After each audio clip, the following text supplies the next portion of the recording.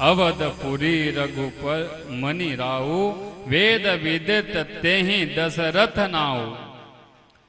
अयोध्या नगरी जहां के राजा महाराज दशरथ, अवधपुरी सम प्रिय नहीं सो। अयोध्या के समान प्रिय मुझे कुछ भी नहीं। और अब बाबा वर्णन करते हैं कि एक बार भूपति मन माही, भे गलानि मोरे सुत नाही। एक बार महाराज दशरथ ने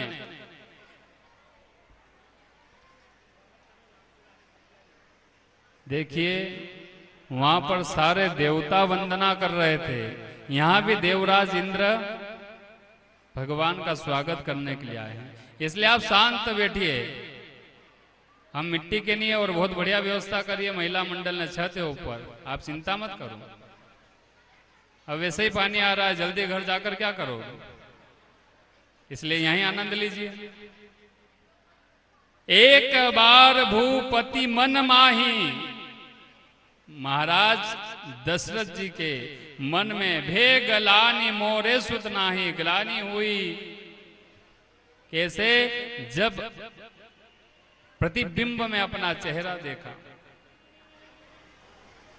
और जब देखा कि अरे चतुर्थ अवस्था आ गई है, सफेद बाल आ गए हैं, और इस चौथेपन चतुर्थ अवस्था में भी बुढ़ापे तक भी अभी भी कोई संतान नहीं हुई है।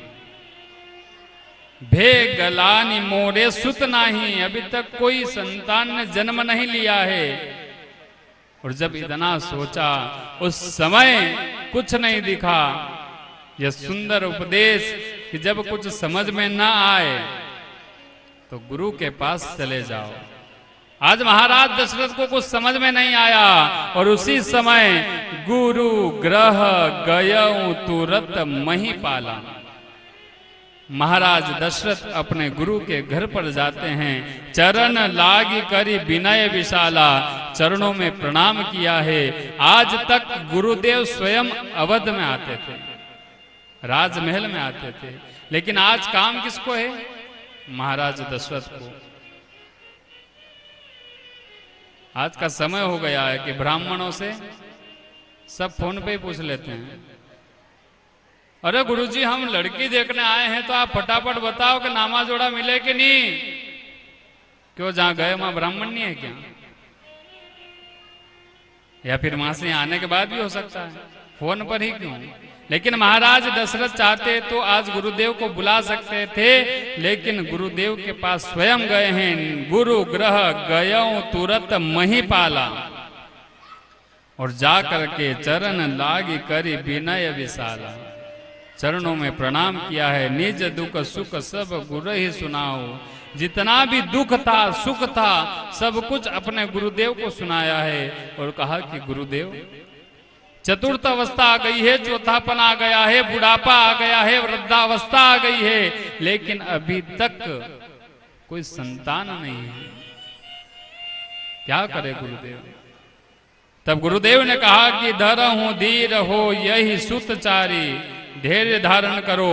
एक नहीं, दो नहीं, तीन नहीं, चार चार सूत अर्थात 4 पुत्रों का जन्म होगा। महाराज दशरथ कहते कब? चौथी अवस्था, बुढ़ापा आ गया है और आप कह रहे हैं कि धैर्य धारण करो। अब कौन सा धैर्य? तब महाराज दशरथ से कहते हैं कि आप पुत्र कामेष्टि यज्ञ कीजिए, और जब पुत्र कामेष्टि यज्ञ करोगे भगवान अग्नि नारायण चुरु लेकर प्रकट होंगे, और जो प्रसाद होगा वो बराबर मात्रा में आप अपनी पत्नियों को बांट देना। लेकिन अब महाराज दशरथ कहते हैं कि हे गुरुदेव आप इस यज्ञ को संपन्न कराइए। वशिष्ठ ने कहा नहीं,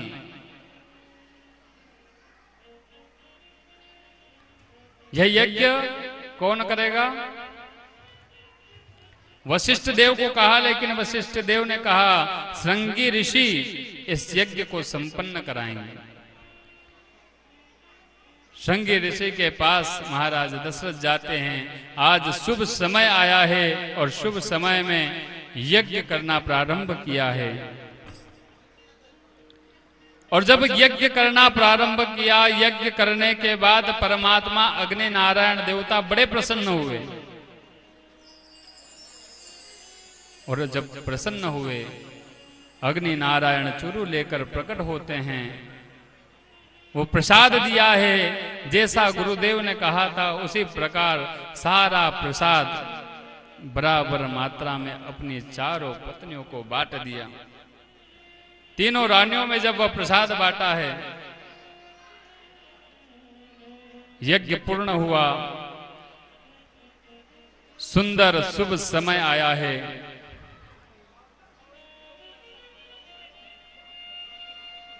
ऐसा समय जब परब्रह्म परमात्मा प्रभु श्री राम का जन्म उस अयोध्या में होने जा रहा है।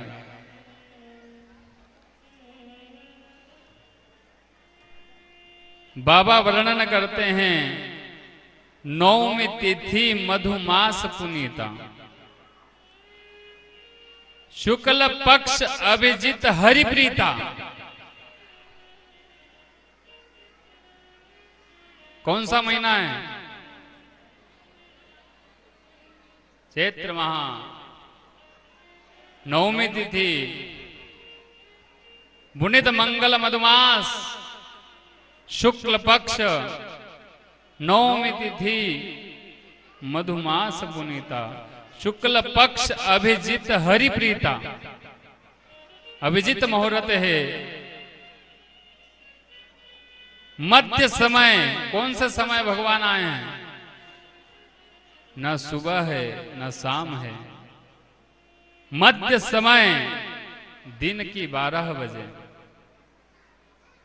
और जैसे ही मध्य समय दिन की 12 बजे का समय था, उस समय भगवान मां कौशल्या अपने राजमहल के अंदर, कक्ष के अंदर भगवान का पूजन कर रही थी। और पूजन करते समय माता कौशल्या के सामने एक दिव्य प्रकाश पुंज प्रकट होता है। कौन सा प्रकाश? एक दिव्य। और जब उस दिव्य प्रकाश को देखा गया तो मां बड़ी भयभीत हो गई कि आज ये दिव्य प्रकाश कहां से आ रहा है, ये प्रकाश कैसा? इतने समय से मैं भगवान का पूजन कर रही हूं, लेकिन अभी तक ऐसा प्रकाश नहीं देखा। आज भगवान माता कौशल्या के कक्ष में प्रकट होते हैं। भय प्रकट कृपाला। कहां पर? माता कौशल्या जहां पूजन कर रही है, वहां भगवान का प्राकट्य होता है। आइए हम सब मिलकर उस अवध परिकर में महाराज दशरथ के उस राजमहल में माता कौशल्या के कक्ष में जहां पर भगवान प्रकट होते हैं, उस स्थान के दर्शन करते हैं।